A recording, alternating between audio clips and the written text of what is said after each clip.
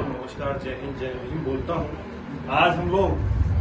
14 अप्रैल 2022 में देश के संविधान निर्माता परम आदरणीय परम श्रद्धेय डॉक्टर भीमराव अंबेडकर जी की 131वीं जयंती के कार्यक्रम में करप्शन फ्री इंडिया संगठन के संरक्षक डॉक्टर शीतला प्रसाद जी के आवास पर उनकी जयंती का कार्यक्रम हम लोग मना रहे हैं। उनकी जयंती के अवसर पर मैं आप तमाम सब साथियों को हृदय की गहराइयों से शुभकामनाएं प्रेषित करता हूं और उनको सत सत नमन करता हूं। साथियों, आज जो हम लोग भीमराव अंबेडकर जी की जयंती के अवसर पर हमारे बीच में प्रोफेसर आलोक जी हैं, डॉक्टर शीतला प्रसाद जी हैं, हरेंद्र भाई हैं, विनोद सोलंकी जी हैं, बाबा सतीश नंबरदार जी हैं, अशोक जी हैं, यहाँ डॉक्टर भीमराव अंबेडकर जी को लेकर के आप दोनों योद्धा बहुत बेहतर तरीके से बाबा साहब के बारे में आप लोगों ने जानकारी दी। लेकिन मैं ये कहना चाहता हूं कि जो बाबा साहब का सपना था कि भारत, जो उनका सपना था कि भारत इस तरीके से होना चाहिए, भारत के गांवों की मूल आत्मा,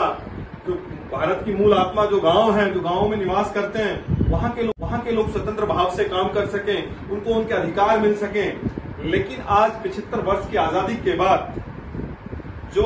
भारत की मूल दिशा होनी चाहिए थी विकास के मामले में, आमजन लोगों के अधिकार के मामले में, आज हम लोगों को वो नहीं मिल पाई है। तो आज हम लोग उनकी जयंती के अवसर पर ये शपथ और संकल्प लें कि भाई हम लोग सामाजिक काम कर रहे हैं, लेकिन डॉक्टर भीमराव जी की जो विचारधारा थी, उस विचारधारा को प्रत्येक घर तक, प्रत्येक जन तक पहुंचाएं और एक ताकत पैदा कर सकें कि डॉक्टर भीमराव अंबेडकर साहब ने कानून के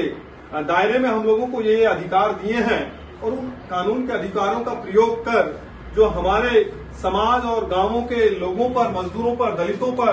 जो विभिन्न प्रकार की यातनाएं या शोषण किए जा रहे हैं, उनसे हम लोग लड़ सकें, उनके विरुद्ध खड़े हो सकें। तो यहां से हम लोग डॉक्टर भीमराव अंबेडकर को हम लोग अपना प्रेरणा स्रोत मानते हैं और उन्होंने इस देश में एक बेहतर कानून बनाने में अपना बहुत बड़ा योगदान दिया और मुख्य रूप से उस कानून के, उस संविधान के मुख्य रूप से आप निर्माता रहे हैं। साथियों, मैं बहुत ज्यादा कुछ न कहते हुए उनको श्रद्धांजलि अर्पित करता हूं, उनको सत सत नमन करता हूं और आप सब लोगों का हृदय से आभार प्रकट करता हूं। बहुत बहुत धन्यवाद। जय हिंद, जय भारत। हर्ष और गौरव का दिन है आज के दिन। इस देश के संविधान के निर्माता बाबा डॉक्टर भीमराव अंबेडकर जी का जन्म हुआ और उनकी 131वीं जयंती के अवसर पर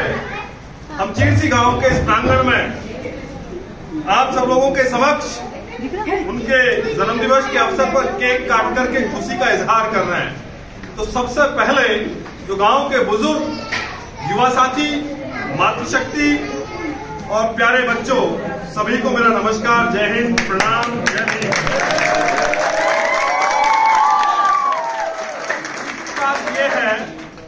कि डॉक्टर भीमराव अंबेडकर साहब, जिन्होंने दलित, शोषित, पिछड़ों की आवाज उठा करके और उनको हक दिलाने का काम इस भारतीय संविधान में किया, लेकिन इन 75 वर्ष की जो देश की राजनीति है, उस राजनीति के, गंदी राजनीति के कारण आज हम लोगों को, जो इस देश के आम नागरिक को, इस देश के अंतिम व्यक्ति को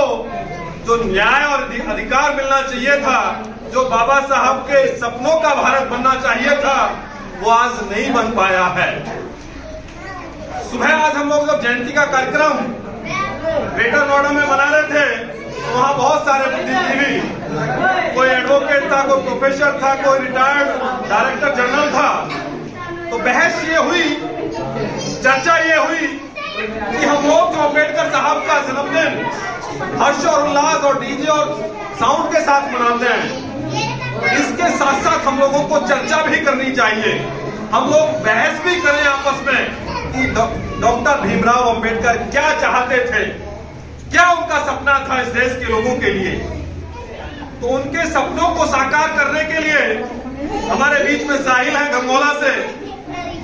और भाई आलोक नागर जी हैं बादलपुर गांव से, किरणपाल खारी जी हैं आपके ही गांव से।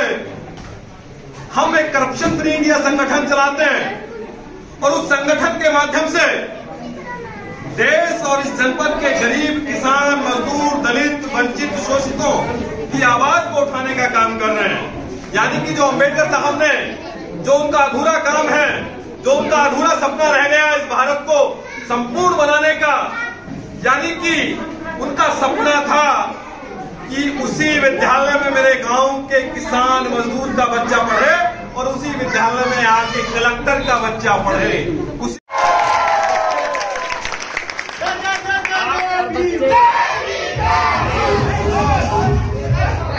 आप लोगों को जो बाबा साहब ने कहा शिक्षित रहो, शिक्षित बनो, संगठित रहो, संघर्ष करो, तो सबसे पहले हमें शिक्षा को ग्रहण करना है। और जिस मानव के पास शिक्षा है